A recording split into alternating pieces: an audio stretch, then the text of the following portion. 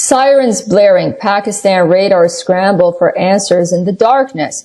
But the real threat was already in the sky, unstoppable, invisible, and supersonic. Have a Pakistani leadership, especially their army chief, who's very driven by extreme religious outlook. We identified the people, the attackers. We know that they are linked to the Lashkar. We know the command centers. We hit 8 air bases. We basically made those air bases non-functional. There is a clear message in that operation that if there are acts of the kind we saw on April 22nd, there will be a response. We will hit the terrorists. Pass weapons ऐसे होने चाहिए या पैसे ऐसे होने चाहिए जो हम वो हथियार खरीदें जो इंडिया से बेहतर हो।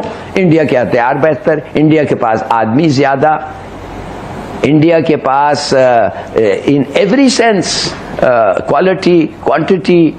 4 F-16 भारत ने हवा में मार गिराए और 4 ही F-16 भारत ने ग्राउंड पे खत्म कर दिए। रहीम यार खान, नूर खान, रावलपिंडी, रफीकी एयरबेस, शोरकोट, मुरीद एयरबेस, चकवाल। पाकिस्तान का टोटल 4 दिन में $4 बिलियन खर्च हो गया। चलिए आपके पास ये ज्यादा है, जोश और वलवला आपका ज्यादा है, 10 गुना ज्यादा है, मगर जोश और वलवले से तो नहीं जीतते ना।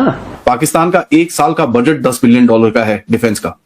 उसमें अगर एक झटके के अंदर 4 दिन के अंदर आपने इनको 8 से 10 बिलियन डॉलर का ऑलरेडी झटका दे दिया है, तो you can imagine what state they were in. क्या मोदी साहब दोबारा हमला करने का प्लान रखते हैं? वो कह रहे हैं कि हमने उनकी हर चीज तबाह कर दी और हमारा कुछ भी तबाह नहीं हो। हम लाते हैं टॉक शोज और अनलिमिटेड एंटरटेनमेंट सिर्फ यूट्यूब पर। अगर आपने अभी तक हमारा चैनल सब्सक्राइब नहीं किया तो अभी सब्सक्राइब करें और बेल आइकॉन को क्लिक करके हमारी लेटेस्ट वीडियोस के बारे में अपडेट जानें। ऐसे मौके पे जो मोदी का पूरा उसका प्लान ये है कि पाकिस्तान को डिवाइड करो, पाकिस्तान को ये डिस्टेबलाइज करो और पाकिस्तान को तोड़ो, ये है उसका agenda. Denuclearize, destabilize, disintegrate. क्या ये समझ नहीं आ रही है? मुझे बिल्कुल समझ नहीं आ रही है। Honest to God I don't know what they are trying to do. ये तो खैर अब मैं कुछ क्या कह सकता हूँ, मुझे तो कभी समझ नहीं आ सकती है कि इस वक्त ऐसे लम्हे पे इन्होंने आके ये स्टेटमेंट्स दिए। Very sad, very unfortunate. सही, वो तो बुराई कर रहे हैं, सियासतदान ही कर रहे हैं कि क्या ये बताना चाहते हैं कि हमारे में कंजेनिटली इम्पॉसिबल है, हमारे ये जीन्स में है, नेचर में है कि हम इकट्ठे नहीं हो सकते और हमारी पॉलिटिकल पार्टीज इकट्ठे नहीं हो सकते, अपने नैरो इंटरेस्ट को ही प्रमोट करते हैं।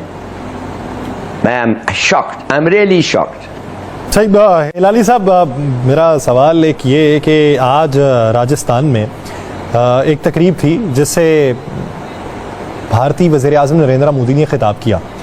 उसके अंदर उन्होंने स्पेसिफिकली बात ये की कि पहलगाम के वाक़े के बाद जो है हमने ये सोचा कि पाकिस्तान का जो पानी है वो मुअत्तल कर दिया जाए, यानी वो यकतरफा तौर पे उस मुअत्तली के अभी भी ख्वाहिशमंद हैं और उन्हें ये लग रहा है कि हमने ठीक किया है।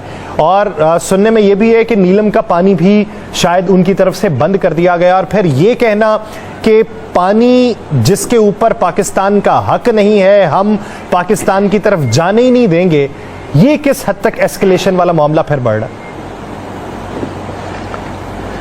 बहुत बुरा। ये तो मैं तो समझता हूं किस किस्म का आदमी है, ये दीवाना हो गया है। ये क्या कह रहा है? ये कह रहा है कि I am risking a nuclear war, और मैं अभी तक प्रूफ नहीं कर सका कि ये हरकत जो हुई है ये पाकिस्तान ने किया है। माने मैं नहीं कह रहा हूं कि ये हरकत, इसका प्रूफ ऐसा हो कि दूसरे सब मान गए और पाकिस्तान नहीं मान रहा है। कोई नहीं मानता है, कोई कॉन्ट्रैक्ट नहीं है, कोई अग्रीमेंट नहीं है। तुम एक रोग स्टेट हो, मैं तो समझता हूं ये स्टेटमेंट ऑन इट्स ओन, अगर इसको आप उसके अल्फाज को ट्रांसलेट करें जैसे आपने कहा है, और ये एक इमरजेंसी मीटिंग करें न्यूक्लियर इसको यूएन सिक्योरिटी काउंसिल को, और कहें कि लिखा हुआ है यूएन सिक्योरिटी काउंसिल में कि threat to peace and security, ये threat to peace and security है इसलिए कि अगर इसने हमारे पानी रोकने की कोशिश की, अगर वो नदियां जो हमारे को दिए गए हैं अंडर द ट्रीटी जो उन्होंने साइन किया है, अगर ये नहीं मिलते और तो फिर एक जंग होगा बिटवीन टू न्यूक्लियर पावर्स। तो डिटेल आ गया है, डिटेल आ गया। मैं आपको बता देता हूं कि पाकिस्तान का टोटल 4 दिन में $4 बिलियन खर्च हो गया और उसने $1.7 बिलियन लिया था आईएमएफ से। बाद में पता चला कि आईएमएफ ने 11 ऐसी शर्तें लगा दी है और पुरानी शर्तें जो है वो कायम है, यानी पुरानी कोई 39 शर्तें हैं वो कायम है। उसमें ये भी लिखा हुआ है पुरानी शर्तों में कि आपको 20% डिफेंस बजट घटाना है। अब डिफेंस बजट घटाने की बात तो दूर, पाकिस्तान तो इतना घबराया हुआ है इस पिटाई से कि वो अनटेस्टेड J-35 चाइना के खिलौने हैं। और चाइना का आज जो चाइनीज जो एयरफोर्स है PLAAF, यानी वो अपनी आर्मी की एयरफोर्स बनाते हैं कि PLA people's liberation army air force, वो भी इसको यूज नहीं करती है। जैसे कि JF-17 है इनका, JF-17 को चाइनीज एयरफोर्स यूज नहीं करती है, PLA एयरफोर्स यूज नहीं करती है, इनको दे दिया। अब ये 35 वाला इनको दे रहे हैं, यानी कि 35 वाला जो बना रहे हैं, जो शेनयान एयर कॉरपोरेशन है, वो शेनयान एयर कॉरपोरेशन से चाइना कोई भी प्रोडक्ट नहीं लेता है, क्योंकि शेनयान एयर कॉरपोरेशन का काम केवल ये है कि नकल वकल करके कुछ इस तरह के एक्सपोर्ट टाइप के मटेरियल बना के कबाड़ जो है वो दूसरों को बेचना।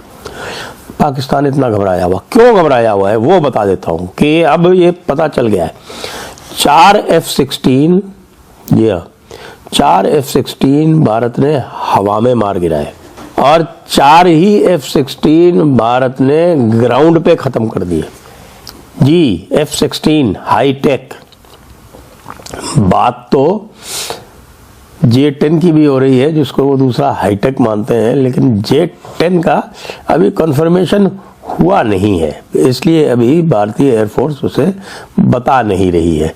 बात तो 2 JF-17 की भी चल रही है। कल पहली बारी जयशंकर साहब ने आसिम मुनीर का डायरेक्टली नाम लेके बोला है कि जरा देखिए आप, जो आसिम मुनीर ने पॉइजनस एक जो बात करी थी, हिंदू मुस्लिम ये वो पूरी जो उसने बात करी थी, that is connected with what happened in Pahalgam.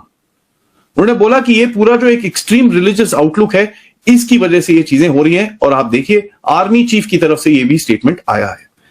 सो मेरे हिसाब से India took a extremely hard stand yesterday, and Modi साहब ने जो चीजें बोली हैं वो ऑफ कोर्स एक लार्जर ग्लोबल नैरेटिव के लिए, और जयशंकर साहब ने जो कल बोला है that is basically both of them have started the conversation on क्या बात होनी है दूसरी कंट्रीज के साथ about what happened with Pakistan. यहां पर ऑफ कोर्स अमेरिका का एक वो है कि ओहो बेचारा पाकिस्तान ये वो, आई थिंक उसको साइड स्टेप किया जा रहा है पूरी तरह से, and you can see that with the kind of statements. And यहां तक कि अगर आप देखें, जैसे कल आपको बताया था कि मोदी साहब नॉर्मली किसी कोई ट्वीट करता है वर्ल्ड लीडर, उनको एकदम से रिस्पॉन्ड करते हैं। डोनाल्ड ट्रंप की ट्वीट का कोई रिस्पॉन्स नहीं आया, and this you will find going forward.